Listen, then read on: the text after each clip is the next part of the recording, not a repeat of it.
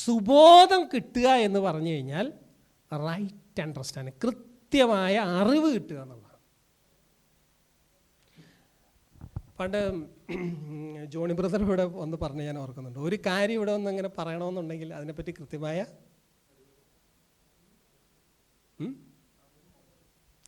അറിവ് ഉറപ്പും. ഈ അറിവാണ് നമുക്ക് ഉറപ്പ് നൽകുന്നത്.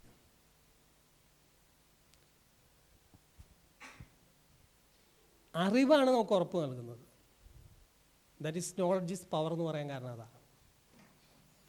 നമുക്കൊരു കാര്യത്തെക്കുറിച്ച് 100% അറിവുണ്ടെങ്കിൽ എത്ര വാദിച്ചാലും ആരെന്തെല്ലാം വാദിച്ചാലും നമ്മൾ അതിനകത്ത് തന്നെ നിൽക്കും. അത് നമുക്ക് പവർ ഉണ്ടായിട്ടല്ല, ബിക്കോസ് വി നോ ദാറ്റ്, നമുക്ക് അറിയാം അതെന്താണ്.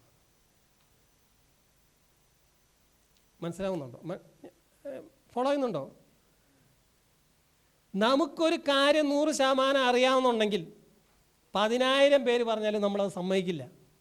കാരണം നമുക്കതറിയാം. റൈറ്റ് അണ്ടർസ്റ്റാൻഡിങ് തരുന്നത് ദൈവത്തിൻ്റെ പരിശുദ്ധാത്മാവാണ്. നിങ്ങൾ ക്രൂശിച്ച ഈ യേശുവിനെ ദൈവം കർത്താവും ക്രിസ്തുവുമാക്കി വെച്ചു എന്ന് റൈറ്റ് അണ്ടർസ്റ്റാൻഡിങ് ആണ്. ആ റൈറ്റ് അണ്ടർസ്റ്റാൻഡിങ് വായിച്ചു കഴിഞ്ഞപ്പോൾ കിട്ടിയതല്ല, അത് ദൈവത്തിൻ്റെ പരിശുദ്ധാത്മാവ് കൊടുത്തതാണ്. വേദപുസ്തകം വായിച്ചു കഴിഞ്ഞാൽ അത് കിട്ടും. വേദപുസ്തകം വായിച്ചു കഴിഞ്ഞാൽ അത് കിട്ടും. പക്ഷെ ദൈവത്തിൻ്റെ പരിശുദ്ധാത്മാവ് ആ സുബോധം നൽകിയാലുണ്ടല്ലോ, that is the right understanding. സുബോധം എന്ന് പറഞ്ഞു കഴിഞ്ഞാൽ കൃത്യമായ അറിവാണ്, നല്ല ബോധമാണ്. അതാണ് നല്ല ബോധം എന്ന് പറയുന്നത്. കൃത്യമായ അറിവ്. കൃത്യമായ ഒരു അറിവുണ്ടെങ്കിൽ പിന്നെ അതിൽ നിന്നൊരു വ്യത്യാസം, ഒരു ചഞ്ചലിപ്പില്ല അതിനകത്ത്. ഒരു കാര്യത്തെക്കുറിച്ച് കൃത്യമായിട്ട് നമുക്കൊരു ധാരണ കിട്ടിക്കഴിഞ്ഞാൽ പിന്നെ അതിൽ നിന്നൊരു പിന്മാറ്റമില്ല. സോ നമുക്ക് ചില കാര്യങ്ങളെക്കുറിച്ചുള്ളതായ സുബോധമാണ് വേണ്ടത്. അത് നൽകാൻ, ക്രിസ്തുവിലുള്ള സുബോധം നൽകാൻ ദൈവത്തിൻ്റെ പരിശുദ്ധാത്മാവിന് മാത്രമേ കഴിയുള്ളൂ.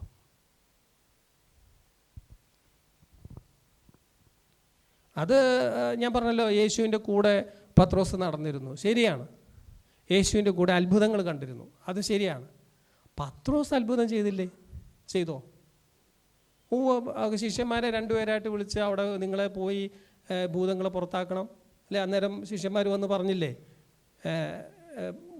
ഭൂതങ്ങൾ വരെ ഞങ്ങൾക്ക് കീഴടങ്ങുന്നു. ആരാത് ചെയ്തത്? പത്രോസ് അല്ലായിരുന്നു അന്നേരം ഉണ്ടായിരുന്നേ? ചെയ്തില്ലേ? ആ പത്രോസ് തന്നെയല്ലേ യേശുവിനെ തള്ളി പറഞ്ഞത്? അന്ന് ബോധമില്ലായിരുന്നു. അന്ന് ഈ ബോധമില്ലായിരുന്നു. കാരണം ബോധം കൊടുക്കുന്നത് പരിശുദ്ധാത്മാവാണ്. പരിശുദ്ധാത്മാവ് ശക്തിയുടെയും സ്നേഹത്തിൻ്റെയും സുബോധത്തിൻ്റെയും ആത്മാവാണ്. നമ്മുടെ ജീവിതത്തിൽ എന്തുകൊണ്ടാണ് നമ്മൾ ചില കാര്യങ്ങൾക്ക് തീരുമാനം എടുക്കാത്തത്? സുബോധമില്ല. സത്യം. അത് പറഞ്ഞു കഴിഞ്ഞാൽ അത് പെട്ടെന്ന് ജെസ്സി എന്ന് പറഞ്ഞുകൊണ്ട് പെട്ടെന്ന് എനിക്കും പറയാൻ പറ്റി. അല്ലെങ്കിൽ നിങ്ങൾ എന്നെ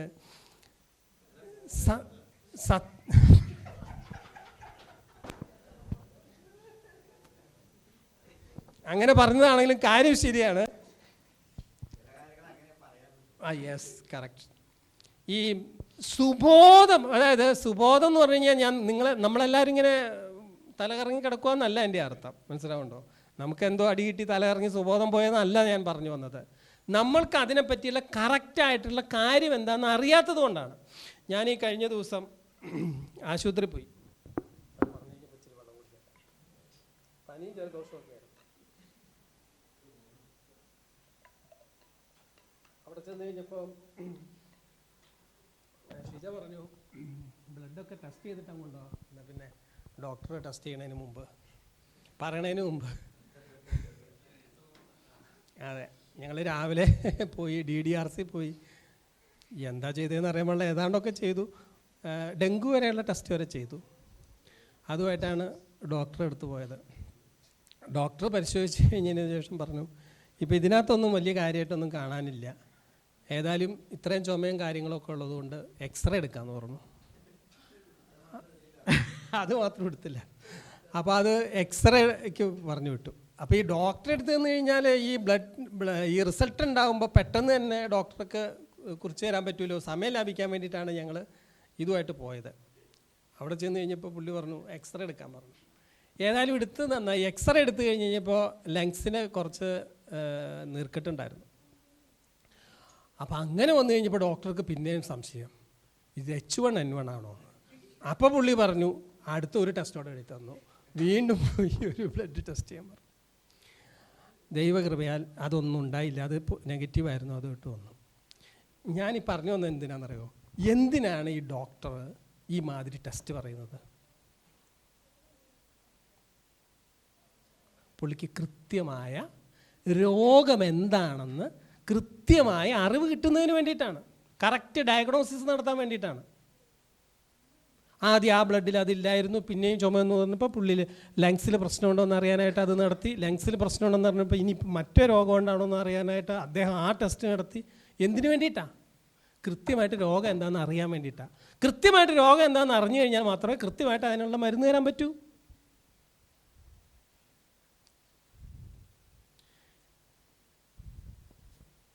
പ്രൈസ് ദി ലോർഡ്. നമ്മൾ പലതും തീരുമാനം എടുക്കാത്തത് എന്തുകൊണ്ടാണ്? പല കാര്യങ്ങളും തീരുമാനം എടുക്കാത്തത് എന്തുകൊണ്ടാണ്? സുബോധമില്ലാത്തതുകൊണ്ടാണ്. സുബോധം നോർമലി നമുക്ക് പവർ തരും. ലൂക്കോസിൻ്റെ സുവിശേഷത്തിൽ മുടിയനായ പുത്രൻ, ജോഷു മുടിയനായ പുത്രൻ്റെ കഥ പറഞ്ഞെന്ന് പറഞ്ഞു. ലൂക്കോസിൻ്റെ സുവിശേഷത്തിൽ മുടിയനായ പുത്രൻ എന്താ വന്നേ? പരിശുദ്ധാത്മാവ് വന്നോ?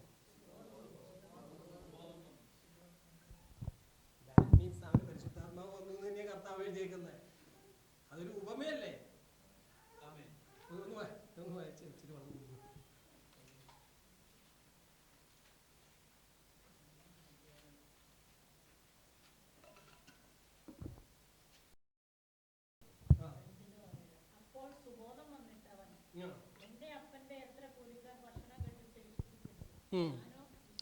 ഓക്കെ, സുബോധം വന്നപ്പോൾ അവന് സുബോധം വന്നു. എൻ്റെ അപ്പൻ്റെ വീട്ടിൽ ആൾക്കാരിങ്ങനെയാണ് നടക്കുന്നത്, സുബോധം വന്നു.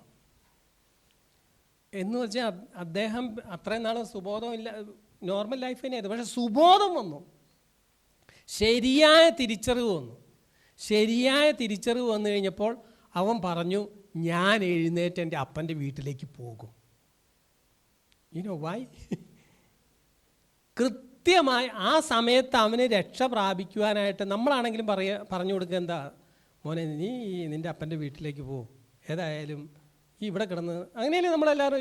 ഈ ഞാനൊരു കാര്യം പറയട്ടെ, ഇദ്ദേഹത്തിന് സുബോധം ഈ മാതിരി ജീവിച്ചുകൊണ്ടിരിക്കുന്ന ഒരു പയ്യനെ കാണുമ്പോൾ നമ്മൾ സുവിശേഷം ഒന്നും അറിയില്ലെങ്കിൽ ഏത് വിഭാഗത്തിൽപ്പെട്ട പയ്യനാണെങ്കിലും അമ്മച്ചി നമ്മൾ പറയില്ലേ, നിൻ്റെ അപ്പൻ ഇത്രയും ഇതൊക്കെ അല്ലേ, നീ അങ്ങോട്ട് പോയി കഴിഞ്ഞാൽ എന്തെങ്കിലും പണിയാ പുള്ളി തരല്ലേടാ എന്ന് ചോദിക്കില്ലേ നമ്മൾ?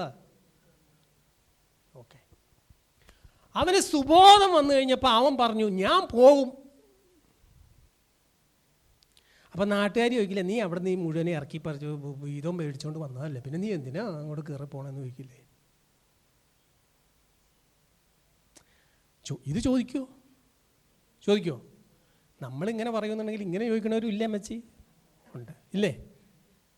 അപ്പം അത് അണക്കേട് എന്നാ വേണ്ട. അവൻ തീരുമാനം എടുത്തോ അങ്ങനെ? സുബോധം വന്ന് തീരുമാനം എടുത്തു കഴിഞ്ഞാൽ പിന്നെ ആർക്കും തടയാൻ പറ്റത്തില്ലെന്നാ, അതാ പറഞ്ഞത്.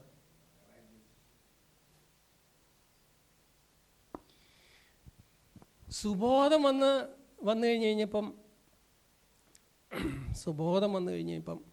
അവന് തോന്നുവാണ്, ഓ ഇനി അവിടെ ചെല്ലുമ്പോൾ കാരണവർ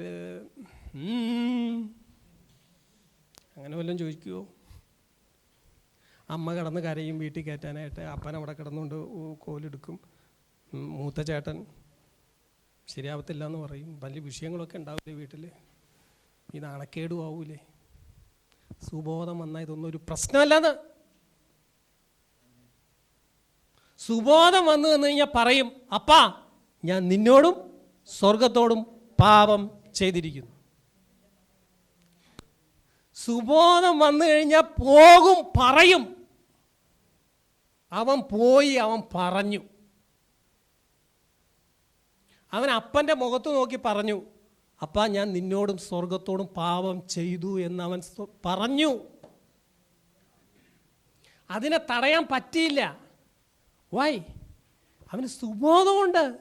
സുബോധമുള്ളവനെ തടയാൻ പറ്റത്തില്ല. സുബോധമുള്ള പത്രോസിനെ തടയാനും പറ്റത്തില്ല. എന്താണ് നമുക്ക് വേണ്ടത്?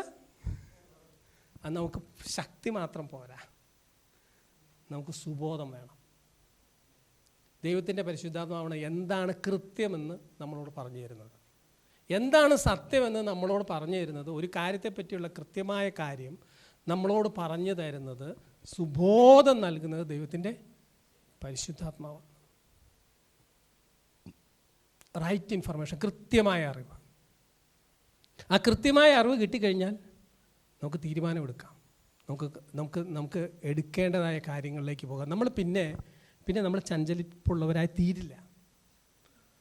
പ്രശ്നങ്ങളുടെ മേൽ നമ്മൾ ചഞ്ചലിപ്പുള്ളവരായി തീരുകയില്ല. ഏത് പ്രതിസന്ധിയുടെ നടുവിൽ നേരെ നിൽക്കാനായിട്ട് നമുക്ക് വേണ്ടത് ശക്തിയുടെയും സുബോധത്തിൻ്റെയും സ്നേഹത്തിൻ്റെയും ആത്മാവാണ്. ഈ ആത്മാവ് വരുമ്പോൾ സുബോധം മാത്രമല്ല വരുന്നത്. Praise the Lord. സൂര്യൻ്റെ രശ്മി, ഞാൻ പണ്ട് പറഞ്ഞിട്ടുണ്ട്, സൂര്യൻ്റെ രശ്മി ഭൂമിയിലേക്ക് വധിക്കുമ്പോൾ വെളിച്ചം മാത്രമല്ല വരുന്നത്, ചൂടും കൂടി വരും. വെളിച്ചം മാത്രമാണല്ലോ എന്ന് കരുതിയിട്ട് നട്ടുച്ചയ്ക്ക് പുറത്തിറങ്ങി നിൽക്കാൻ പറ്റത്തില്ല, ചൂടടിക്കും. അപ്പോൾ സൂര്യരശ്മി ചൂടും വെളിച്ചവും കൊണ്ടുവരുന്നത് പോലെ ദൈവത്തിൻ്റെ പരിശുദ്ധാത്മാവ് ശക്തി മാത്രമല്ല, ദൈവത്തിൻ്റെ പരിശുദ്ധാത്മാവ് ശക്തിയും സ്നേഹവും സുബോധത്തിൻ്റെയും കൂടി ആത്മാവാണ്. അപ്പോൾ നമുക്ക് വേണ്ടത് സുബോധം നമുക്ക് വേണം. ഈ സുബോധത്തിനൊരു വ്യത്യാസമുണ്ട്, അത് റൈറ്റ് ഇൻഫർമേഷനാണ്. അത് ഈ നമ്മുടെ ഈ വാക്യം ഉണ്ടല്ലോ നമ്മളെടുത്തത് 2 തിമോത്തിയോസ് എൻ്റെ ലേഖനം 1-7 വാക്യം, അതിൽ NKJV ഇംഗ്ലീഷ് വേർഷൻ ഒന്ന് എടുത്തു കഴിഞ്ഞ് കഴിഞ്ഞാൽ അതിനകത്ത് നമുക്ക് ഇങ്ങനെയാണ് കാണാൻ പറ്റുന്നത്. അതായത് 2 തിമോത്തിയോസ് 1:7, 2 തിമോത്തിയോസ് 1:7, 1-ാം അധ്യായം എൻ്റെ 7-ാമത്തെ വാക്യം. അത് തന്നെ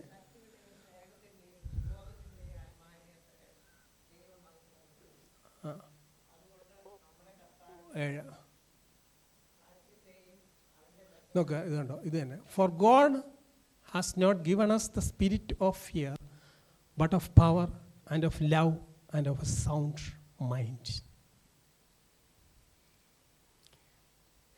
ഇതിനകത്ത് ആംപ്ലിഫൈഡ് ഒന്ന് എടുക്കാം. ആംപ്ലിഫൈഡ്, സുബോധത്തിൻ്റെ ആത്മാവ്. ഇത് പല വെർഷനിൽ പറഞ്ഞിട്ടുള്ളത് റൈറ്റ് ജഡ്ജ്മെൻറ്റിൻ്റെ ആത്മാവാണ്. കൃത്യമായി ജഡ്ജ്മെൻ്റ് എടുക്കാൻ പറ്റിയ ഒരു സംഗതിയാണ് ദൈവത്തിൻ്റെ പരിശുദ്ധാത്മാവ് നമുക്ക് നൽകുന്നത്.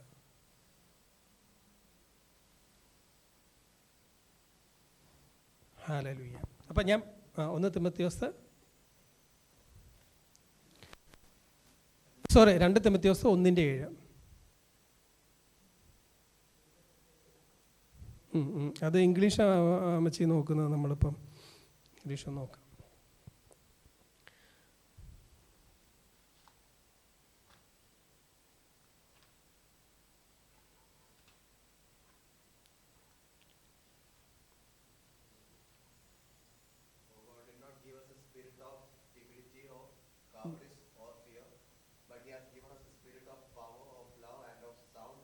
And sound judgment, കൃത്യമായ ജഡ്ജ്മെൻറ്റ്. പരിശുദ്ധാത്മാവ് നമുക്ക് നൽകുന്നത് സുബോധം എന്ന് പറഞ്ഞു കഴിഞ്ഞാൽ ഒരു സൗണ്ട് ജഡ്ജ്മെൻറ്റ്. ഞാൻ അതാണ് പറഞ്ഞത്, സുബോധത്തിൻ്റെ അർത്ഥം എന്താണെന്ന് പറഞ്ഞു കഴിഞ്ഞാൽ ചുമ്മാ ഈ തല ഇറങ്ങിയാൽ വീണിട്ട് എഴുന്നേറ്റും ബോധം കിടന്നതിനല്ല സുബോധം എന്ന് പറയുന്നത്. അതിനെയല്ല സുബോധം. മലയാളത്തിൽ നമ്മൾ അങ്ങനെ പറഞ്ഞങ്ങ് അല്ല, മലയാളത്തിൽ തന്നെ അതിൻ്റെ അർത്ഥം പറയുന്നുണ്ട്, കൃത്യമായിട്ടുള്ള ഒരു അറിവ്, സൗണ്ട് ജഡ്ജ്മെൻറ്റ്. ഇപ്പോൾ ഇംഗ്ലീഷ് കൃത്യമായിട്ട് ആംപ്ലിഫൈഡ് പറഞ്ഞ power of it is but of പവറിൻ്റെയും ഓഫ് ലവ് സ്നേഹത്തിൻ്റെയും and of sound judgement and personal discipline, abilities that result in a calm well balanced mind and self control. അതായത് സെൽഫ് കൺട്രോളിൽ നിന്ന് ശാന്തതയോടുകൂടി കാര്യങ്ങളെ കൈകാര്യം ചെയ്യാനുള്ള ആത്മാവിനെയാണ് ദൈവത്തിൻ്റെ പരിശുദ്ധാത്മാവ് എന്ന് പറയുന്നത്.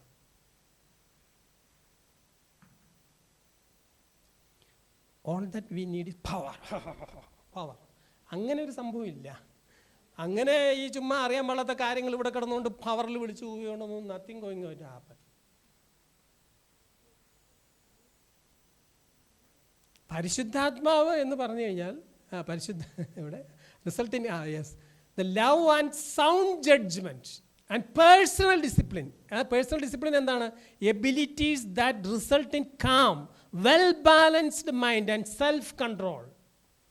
വെൽ ബാലൻസ്ഡ് മൈൻഡിൽ സെൽഫ് കൺട്രോളിൽ കാര്യങ്ങൾ കൈകാര്യം ചെയ്യണം. ഒരു ശാന്തതയിൽ കൃത്യമായി ബാലൻസ് ചെയ്തുകൊണ്ട് കാര്യങ്ങൾ മുമ്പോട്ട് നടത്താൻ കഴിവുള്ള ഒരു ആത്മാവിനെയാണ് ദൈവം നമുക്ക് നൽകിയിട്ടുള്ളത്.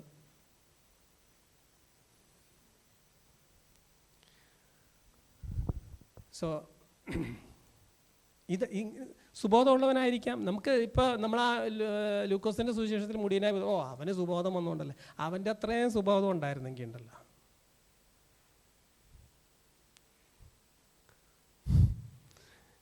എഴുന്നേറ്റ് എന്ന് പറഞ്ഞാൽ നമ്മൾ പറയേണ്ടടുത്ത് പറയാൻ, ചെയ്യേണ്ടത് ചെയ്യാൻ, എഴുന്നേക്കാൻ ആവശ്യമുള്ള ദൈവത്തിൻ്റെ പരിശുദ്ധാത്മാവിൻ്റെ സുബോധം നമുക്ക് ആവശ്യമുണ്ട്.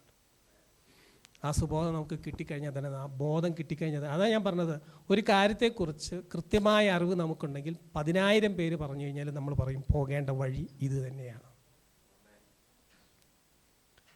ദൈവത്തിൻ്റെ പരിശുദ്ധാത്മാവ് യേശു തമ്മിൽ വ്യത്യാസമൊന്നുമില്ല. കർത്താവ് പറഞ്ഞു തന്നെ എന്നറിയോ, അവൻ എന്നിൽ നിന്ന് എടുത്തിട്ടാണ് നിങ്ങൾക്ക് തരുന്നത്, അല്ലാണ്ട് വേറൊരു സംഭവമൊന്നുമല്ല. ഹല്ലേലൂയ. പ്രിയമുള്ളവരെ, അതുകൊണ്ട് നമ്മൾ എന്താ ചെയ്യാനുള്ളത്? We should live in holy spirit. ദൈവത്തിൻ്റെ പരിശുദ്ധാത്മാവിൽ നമ്മളായിരിക്കുമ്പോൾ നമുക്ക് തീരുമാനങ്ങൾ എടുക്കാൻ പറ്റും. ദൈവത്തിൻ്റെ പരിശുദ്ധാത്മാവിൽ നമ്മളായിരിക്കുമ്പോൾ നമുക്ക് ശാന്തതയോടെ കൈകാര്യങ്ങൾ ചെയ്യാൻ പറ്റും. ദൈവത്തിൻ്റെ പരിശുദ്ധാത്മാവിലായിരിക്കുമ്പോൾ ശക്തിയോടെ നമുക്ക് കാര്യങ്ങൾക്ക് വേണ്ടി നിലനിൽക്കാനായിട്ട് സാധിക്കും. ദൈവത്തിൻ്റെ പരിശുദ്ധാത്മാവിലായിരിക്കുമ്പോൾ നമുക്ക് സ്നേഹത്തോടു കൂടി കാര്യങ്ങൾ കൈകാര്യം ചെയ്യാൻ പറ്റും. പത്രോസിനെ പോലെ വീഴുന്നുണ്ടെങ്കിൽ നമ്മൾ ഓർക്കുക, ആ പവർ നമ്മളിൽ വ്യാപരിക്കുന്നില്ല. തിമോഥെയോസിനോട് ഈ ലേഖനം എഴുതുമ്പോൾ അതിൻ്റെ തൊട്ട് മുമ്പിൽ പറയുന്ന വാക്യം എന്താണെന്നറിയോ? അത് പറഞ്ഞ് ഞാൻ അവസാനിപ്പിക്കുകയാണ്. തിമോഥെയോസ് നമ്മൾ വായിച്ചു, 2 തിമോഥെയോസ് 1:7 നമ്മൾ വായിച്ചത്. എന്തോ 5 മുതൽ വായിക്കാം നമുക്ക്. അല്ല, 2 തിമോഥെയോസ് 1:5 മുതൽ വായിക്കുന്നു. ആ വിശ്വാസം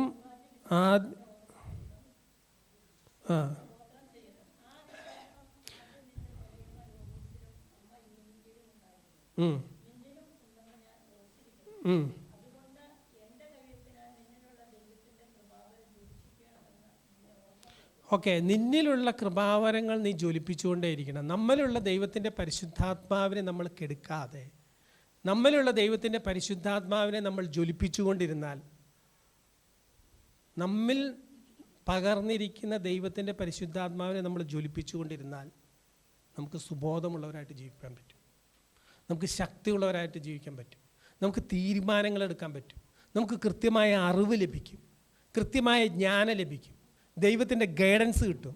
ഇതൊന്നും ലോകത്തിൽ നോക്കി നമുക്ക് എടുക്കാൻ പറ്റില്ല. ലോകത്തിലേക്ക് നോക്കിയ തിരമാല പോലെ പത്രോസ് താഴ്ന്നതുപോലെ താഴ്ന്നു പോകേണ്ടി വരും. ലോകത്തിലേക്ക് നോക്കി തീരുമാനം എടുക്കാൻ നമ്മൾ പോയി കഴിഞ്ഞാൽ, കർത്താവെ നീ ഒരിക്കലും ക്രൂശിക്കപ്പെടരുതെന്ന് കർത്താവിനോട് നമുക്ക് പറയാൻ പറ്റൂ.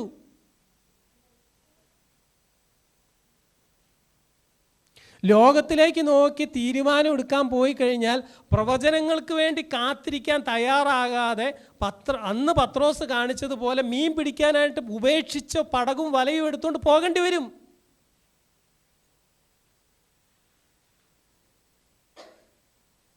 പത്രോസിന് പറയാമല്ലോ, കർത്താവ് മനുഷ്യരെ പിടിക്കുന്നവരാക്കുമെന്ന് പറഞ്ഞിട്ട് അന്ന് അത്ര ശുശ്രൂഷയൊക്കെ നടത്തിയതിന് ശേഷം കർത്താവ് എഴുന്നേറ്റ് സ്വർഗ്ഗാരോഹണം ചെയ്തു പോയി. പിന്നെ എന്താ? പിന്നെ ജീവിതം മുമ്പിൽ ശൂന്യമാണ്.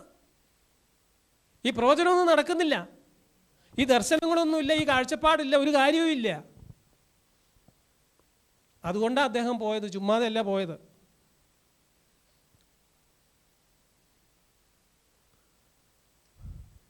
പക്ഷേ ആത്മാവിനെ പ്രാപിച്ചിട്ട് പിന്നെ അതിനെ കെടുത്താതെ ജ്വലിപ്പിച്ചുകൊണ്ടിരുന്ന് കഴിഞ്ഞപ്പോൾ ജീവിതം മാറി.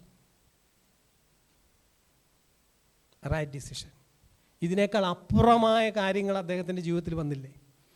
ഇതിനേക്കാൾ അപ്പുറമായ കാര്യങ്ങൾ അദ്ദേഹത്തിൻ്റെ ജീവിതത്തിൽ വന്നു.